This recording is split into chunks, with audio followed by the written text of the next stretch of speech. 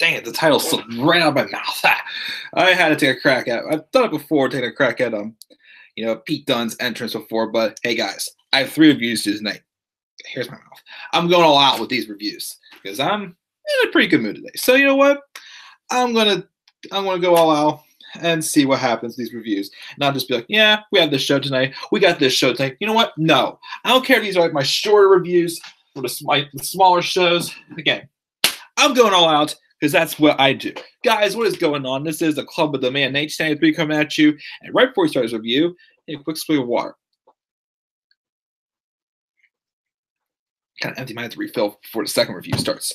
But this is, of course, the Club of the Man, 1993 coming at you for my live review. First of 3 live reviews for Wednesday night. The trifecta, as always now, for Wednesday night, since we got 3 shows, as always. Well, actually, technically, for the second week in a row, we had 4 shows to watch, but I'm going to be doing 2 of those reviews in one show, which is in this review right here. This is my live review of both of the NXT UK review shows we got this week.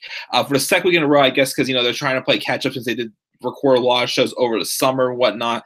So they're still trying to catch up. So the past 2 weeks, they've been airing 2 episodes of NXT UK on the WWE Network. So I watched both of them. I caught it this week. Because last week at first, I didn't catch it. And then I realized, oh, there were 2 shows. I actually watched the second show first. Then I saw the first one. This week, I checked first. I got it in the correct order. So I had them already watched. Not going to be up so late like we were last week or last night also, because I was up late trying to beat that first gate in Hitler Ninth Gate. But anyways, we're here to talk about wrestling and not video games and other bullshit. So let's get right into it and talk about this episode of NXT UK. Now, last week's episodes of NXT UK, I started getting a vibe of, okay, this has been good so far, but let's get the wheels turning a little bit. Let's get a little more than just, matches to, introduce people, whatnot. Let's start getting some storylines going here. And you know what?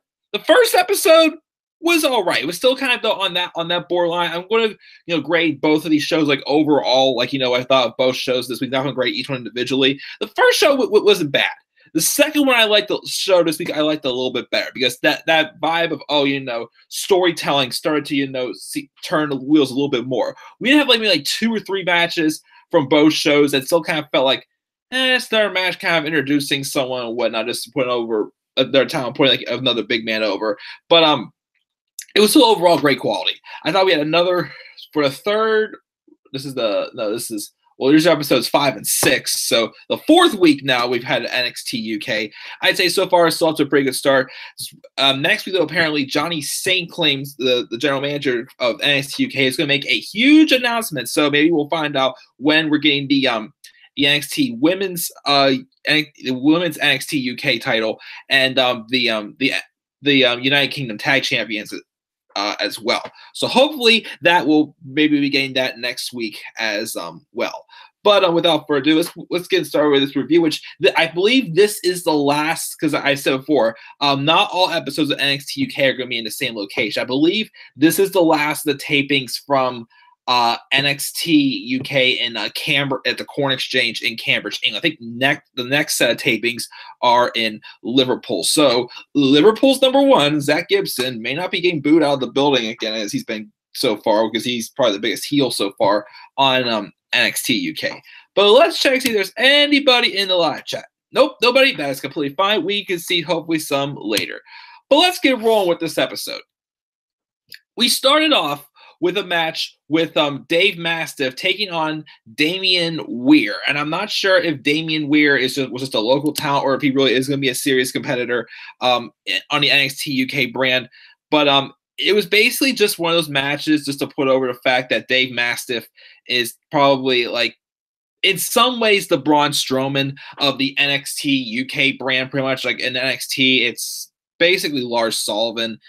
And I think, Dave Mastiff is pretty much going to be the case for now for NXT UK. Of course, we got the Coffee Brothers and Wolfgang, but they're already, the wheels are rolling with them because they're a little more well-known. Dave Mastiff, not as much. So this is kind of a match just to put him over.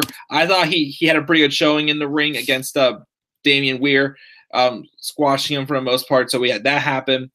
Then we had El Ligero, I can't remember how to pronounce his name, taking on James Drake in a match. This is probably, I think, from the first show, this is probably the weakest match. It was kind of, a match that, again, like I said at the beginning, again, I want to see like some storytelling start to be told a little bit more with these matches for NXT UK. This is one of those matches it still felt like they're still kind of introducing people in some ways. We already had a match with El Ligero, and I think Mike Hitchman or whatever it was from last week's, another recent episode of NXT UK.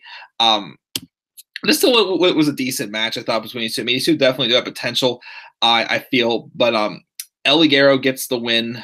Again, to give him the win.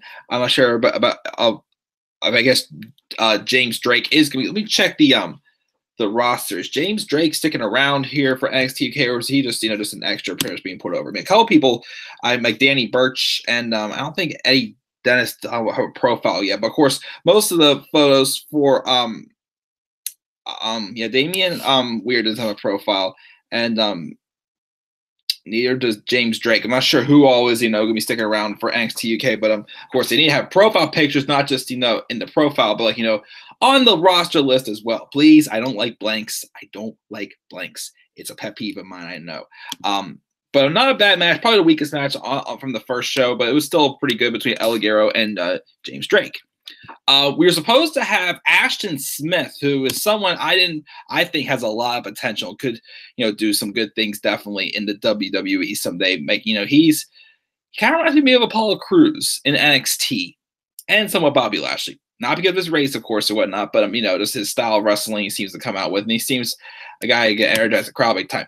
He was supposed to have a match, but then he got jumped by the alliance of the Coffee Brothers and Wolfgang. Beat them down. And then they get into a ring and they finally cut a promo, pretty much just explaining, what their intentions are. At Royal Albert Hall, they show that, they don't care if you like us or not. We're here to make this our kingdom, pretty much, because this is our kingdom, NXT UK, pretty much. So they're trying, outdo like the likes of British Strong Style, which honestly, a match with them against Dunn, Tyler Bate, and Trent Seven would be a pretty good 6-man tag match, I'd say, the addition. But obviously, they made their statements first against the smaller guys such as Flash Morgan Webster, Mark Andrews, and Travis Banks as well. So just kind of just setting the stage of what these guys' intentions are. They want to make NXT UK their kingdom, pretty much. Short, sweet, to the point.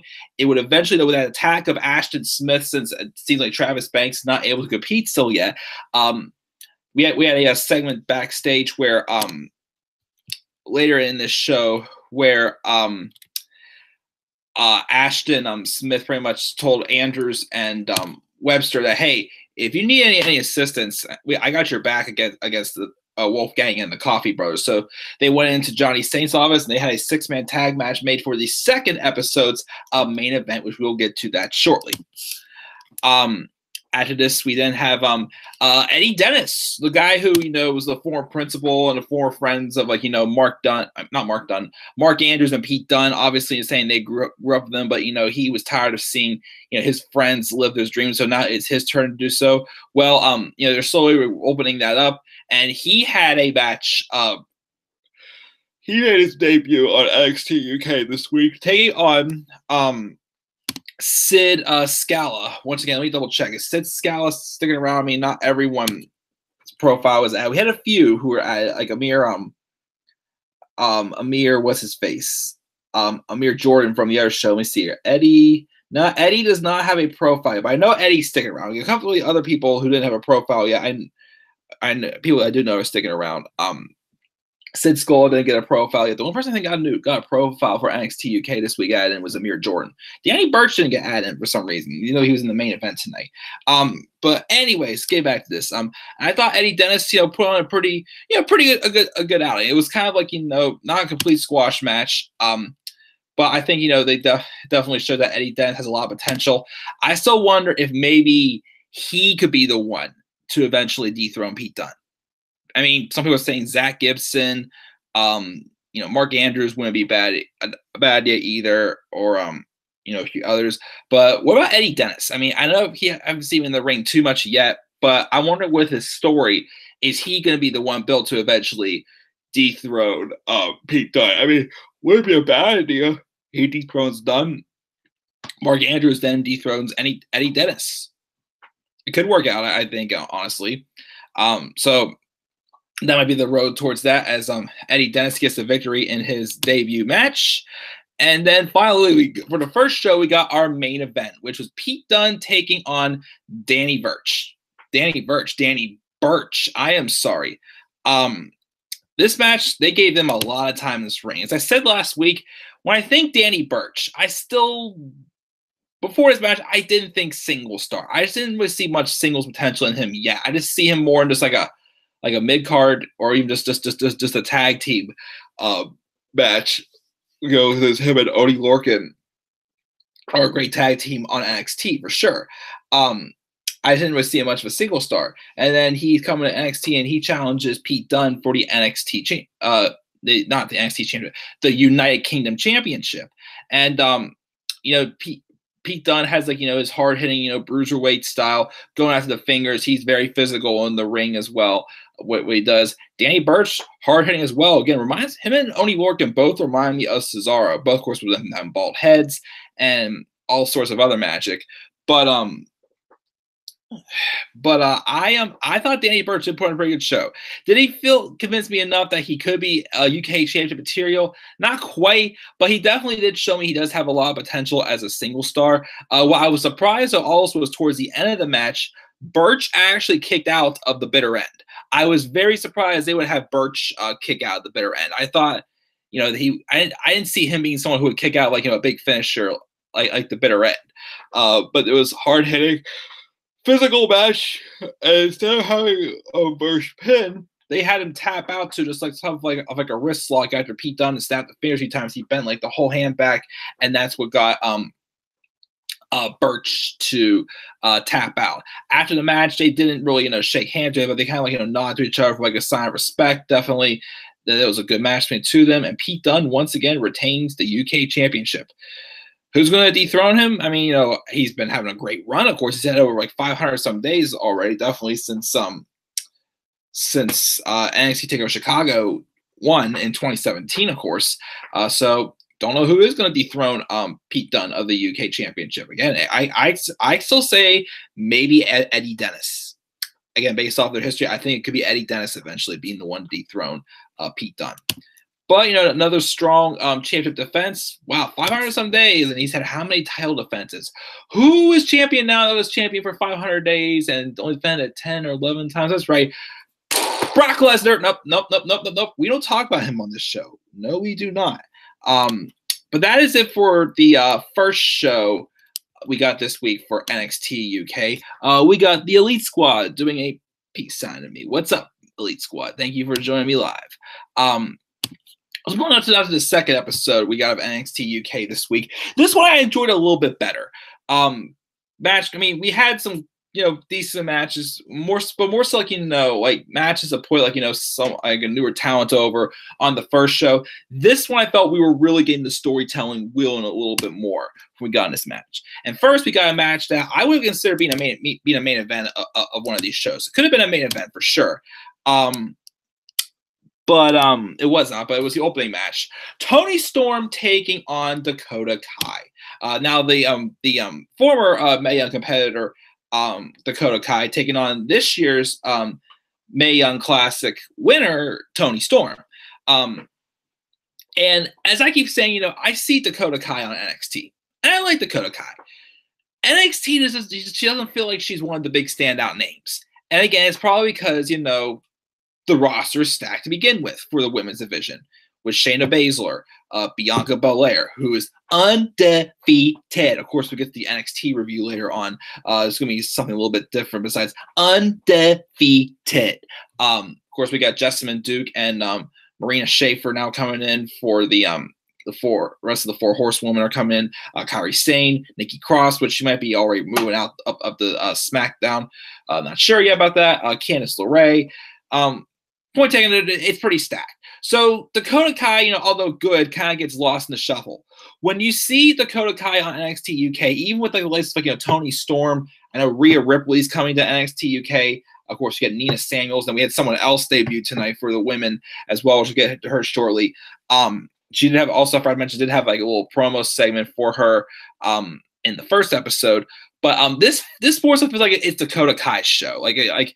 She could be an NXT champion someday, but I see her more likely getting the Women's United Kingdom Championship someday, honestly, with the way she's got. I feel like, she's put on good matches on NXT, but they feel like, her matches against, lower card wrestlers on there. On here, it feels like she's one of the bigger stars on the show.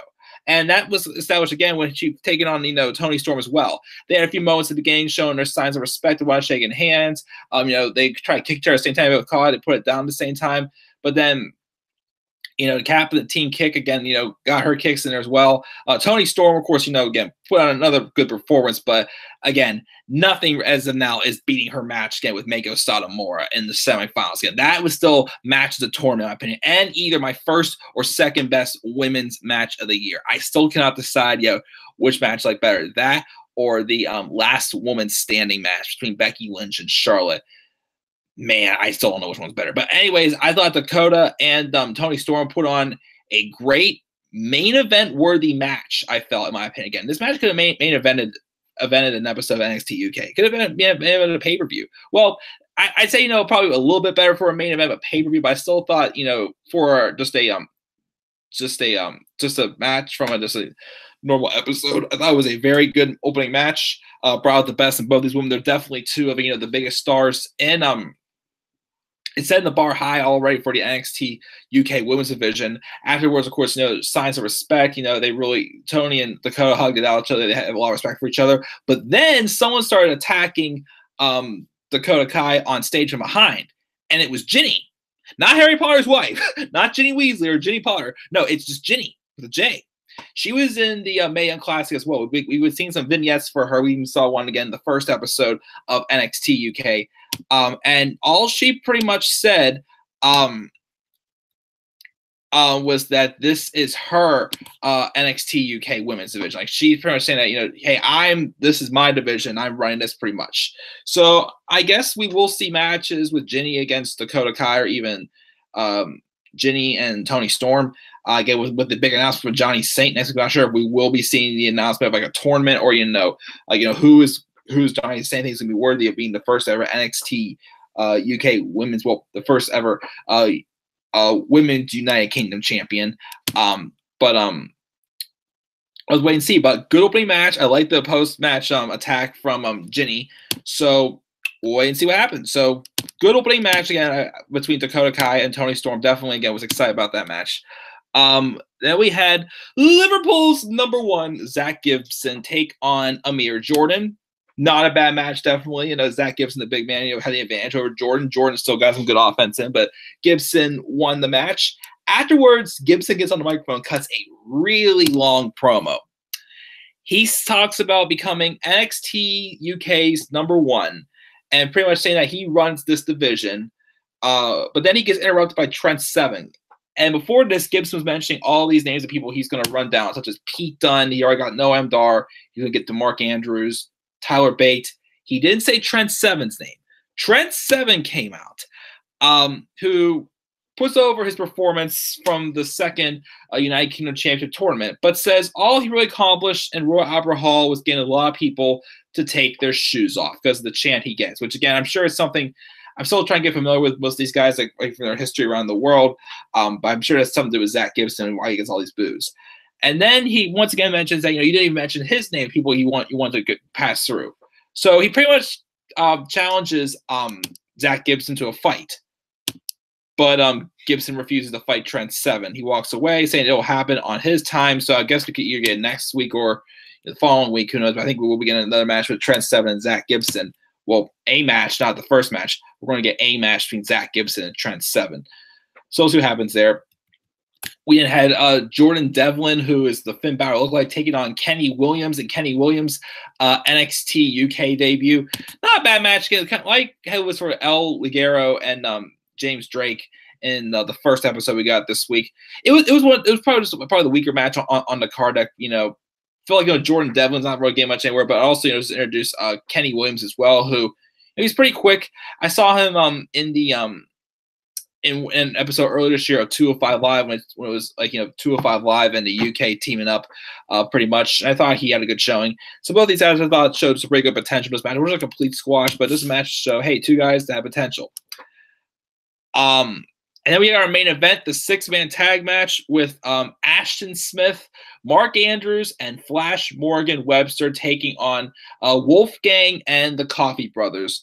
Good match with the underdogs and the big man heels who are, again, trying to proclaim that NXT UK is their kingdom and whatnot. Just a good, high flying, big man match going at it pretty much. Coffee Brothers and Wolfgang won. I enjoyed this story match as well. Hopefully we get a couple more 6-man tag matches. Eventually I think we will get a 6-man tag match with Travis Banks in there also, because he's had probably some of the biggest issues with the Coffee Brothers. But I think at this time this past summer, Travis Banks was injured. So that's probably why he didn't participate in this match, as he had a shoulder injury.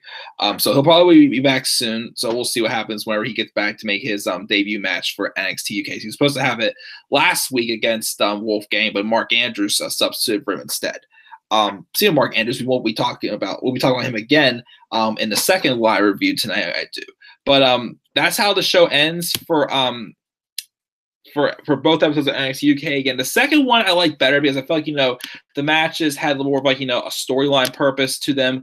And the first show, you had some good matches with the championship match. Eddie Dennis's debut match was pretty good, and the one with Dave Mastiff was good as well. But everybody else, it's felt just squash matches.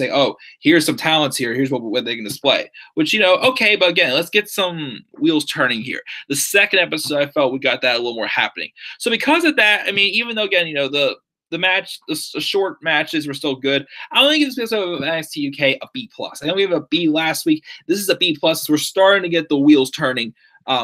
Especially in the second episode we got this week. So B+ for NXT UK this week. What grade would you give NXT UK for this? Thoughts down in the comment section below.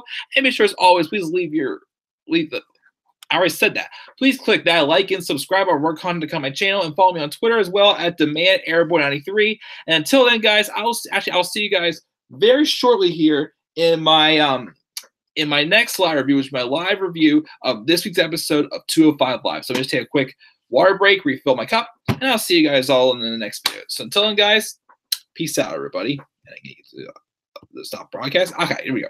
Peace out, everybody. Now I'll see you guys shortly.